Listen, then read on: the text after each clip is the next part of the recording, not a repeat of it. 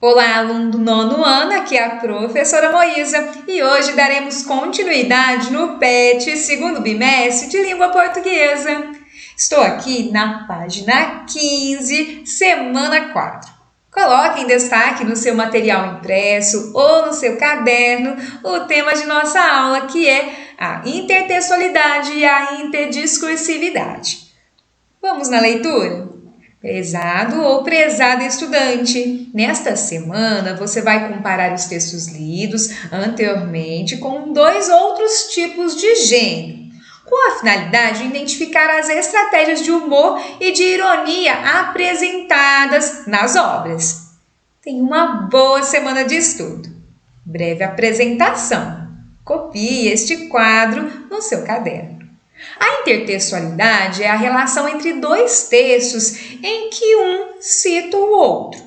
Quando há um diálogo entre os dois discursos, dizemos que, além de intertextualidade, existe entre eles também interdiscursividade. Toda relação interdiscursiva é também uma relação intertextual. Contudo, a interdiscursividade é mais ampla. É um tipo de citação entre discursos, ou seja, que faz referência não apenas a um texto ou partes dele, mas também à sua situação de produção. Quem fez, para quê, em que momento histórico, com qual finalidade, em que gênero e etc. A ideologia nele subjacente e aos significados que ele foi assumindo historicamente. Para saber mais, consulte o site Educa Mais Brasil. Vamos acessar para então complementar essa matéria? Temos aqui que a intertextualidade é o nome dado à relação que é feita quando em um texto é citado outro texto que já existe. Esse fenômeno se trata do diálogo de um texto com um ou mais textos, que podem ser verbais, quer dizer, podem ser escritos, ou não verbais, quer dizer, pode ser aí a partir de imagens. Isso quer dizer que a intertextualidade não precisa ser necessariamente em gêneros iguais.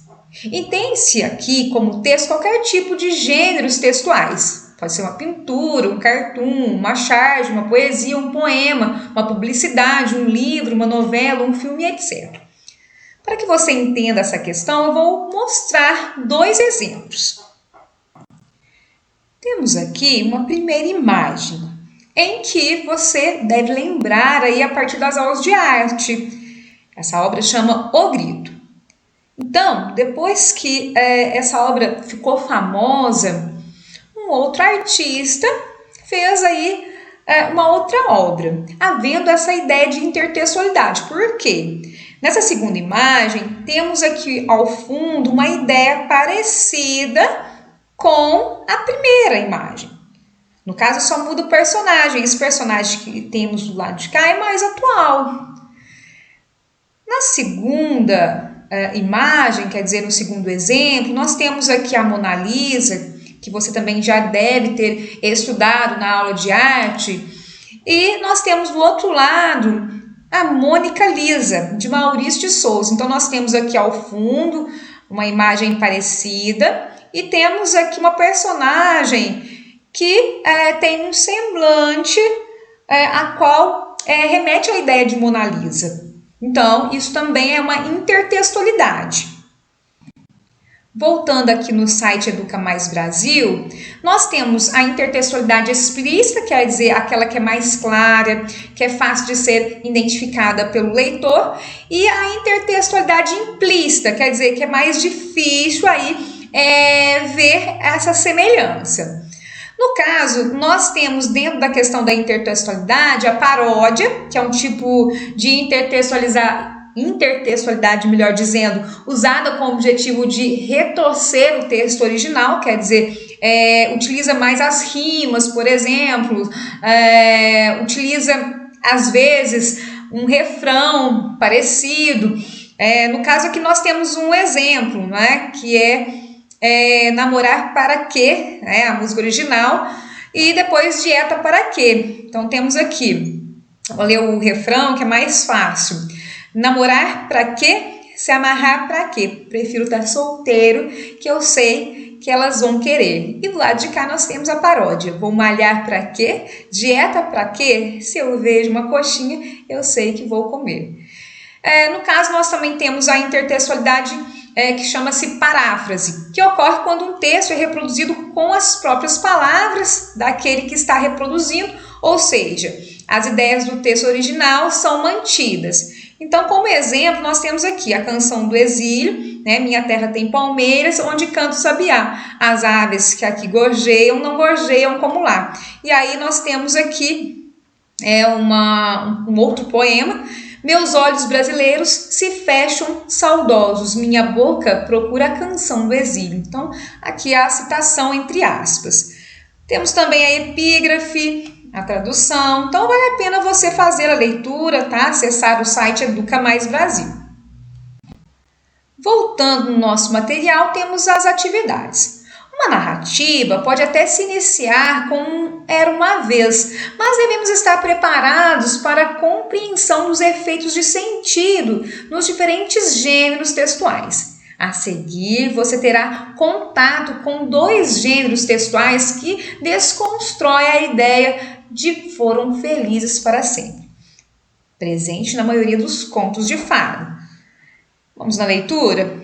Conto de fadas para mulheres modernas. É bem interessante esse texto. Era uma vez, numa terra muito distante, uma linda princesa, independente e cheia de autoestima, que enquanto contemplava a natureza e pensava em como o maravilhoso lago do seu castelo estava de acordo com as conformidades ecológicas, se deparou com uma rã. Então a rã pulou para o seu colo e disse: linda princesa, eu já fui um príncipe muito bonito, mas uma bruxa má lançou-me um encanto e eu transformei-me nessa rã asquerosa. Um beijo teu, no entanto, há de me transformar de novo num belo príncipe e poderemos casar e constituir lar feliz no teu lindo castelo. A minha mãe poderia vir morar conosco e tu poderias preparar o meu jantar. Lavaria as minhas roupas, criarias os nossos filhos e viveríamos felizes para sempre. E então, naquela noite, enquanto saboreava pernas de rã a saltê, acompanhadas de um cremoso molho acebolado e de um finíssimo vinho branco, a princesa sorria e pensava: eu, hein? Nem morta. Então nós temos essa narrativa que é de Luiz Fernando Veríssimo para responder as questões. Então vamos lá? Após a leitura realizada, vamos refletir sobre algumas questões do conto. Atividade 1. Compare o conto de fadas para mulheres modernas de Luiz Fernando Veríssimo com aqueles lidos nas semanas anteriores. Letra A. A princesa possui um comportamento típico das protagonistas de contos de fada? Justifique sua resposta. Provavelmente não é? Porque no início aqui nós vemos que ela é independente, ela é cheia de autoestima, não é? Então, coloque essas questões, tá? E você também pode justificar a partir do seu entendimento do texto. Letra B. Para o príncipe, qual é o conceito de felicidade? E na visão da princesa, o que é felicidade? Eu fiz uma marcação aqui em azul, em que você vai observar que ele fala que quando os dois se casarem, né, a mãe, né, poderá vir aí viver com eles, né? No caso, ela prepararia o jantar, né, lavaria as roupas. Então, quer dizer, o desejo do príncipe é que ela cuide dele e da família. Mas para a princesa, como nós observamos, ela prefere ser independente, não é? Será que ela quer casar? Acredito que não. Letra C. Por que o desfecho do conto lido se diferencia do final de um conto de fadas clássico? Nesse caso, nós vamos observar aqui que o desfecho é o final da história.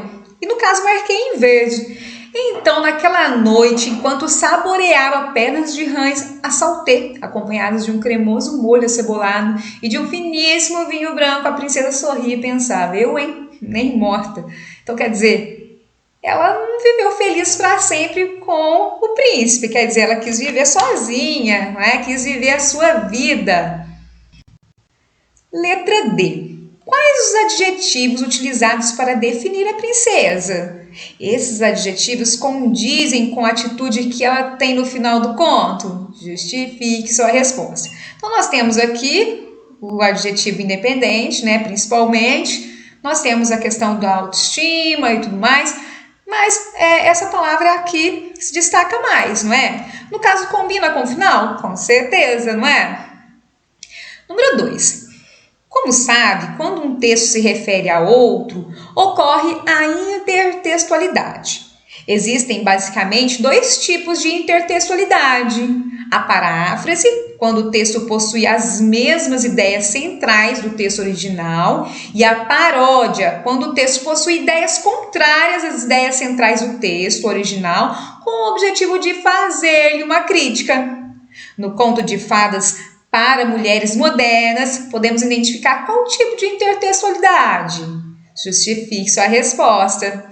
Com certeza você pensou na paródia, não é? No caso, como que podemos justificar? Você pode recorrer ao site Educa Mais Brasil, que fala também sobre essa questão.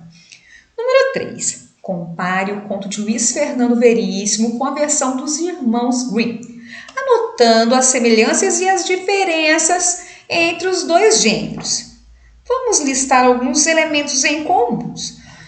Eu fiz uma marcação em amarelo, tá? Para lhe ajudar. No caso, nós observamos o espaço, que é igual, que seria o castelo. Nós temos o príncipe, a princesa. Temos também uma bruxa má que lança aí um encanto. Então, são questões importantes para você marcar. Agora, quais são os elementos diferentes? Nós vamos observar aqui que aqui nós temos uma rã. E, no caso, no texto a qual está pedindo para ser comparado, nós temos a ideia do sapo. Temos aqui também que ele queria se casar, não é? Será que no outro texto tem essa ideia? Pense bem. Nesse caso aqui também, nós vamos pensar que a rã ela não se transforma em um príncipe. Já no outro texto, nós temos o sapo que se transforma em príncipe, não é? Você se lembra? Temos também a ideia de uma princesa independente. Será que no outro texto temos essa ideia da princesa? Pense bem também. Continuando aqui, atividade 3. Qual o dito popular que define melhor a ideia central do conto de Luiz Fernando Veríssimo? Letra A. Melhor um na mão do que 2 voando. Letra B. Sempre existe um sapato velho para um pé doente. Letra C. Antes só do que mal acompanhada. E letra D. Quem ama, o feio bonito lhe parece. Muito fácil essa questão. Leia a tirinha abaixo para responder a próxima questão. Olá, garotinha! Dê-me um beijo e terá uma bela surpresa. Shrek! Um príncipe? Bah, pensei que você fosse se transformar num pipoqueiro, padeiro. Após essa leitura, nós temos aqui a atividade 5. Qual o efeito de humor criado pela situação representada na tirinha? Nós vamos lembrar que a Magali, ela gosta de comer, não é? Será que é por isso que nós temos esse humor? Responda aí, tá? De forma completa, porque é a última atividade. Dessa forma, eu finalizo este vídeo, tá? Espero que você tenha gostado da videoaula. Tenha uma boa semana e um grande abraço.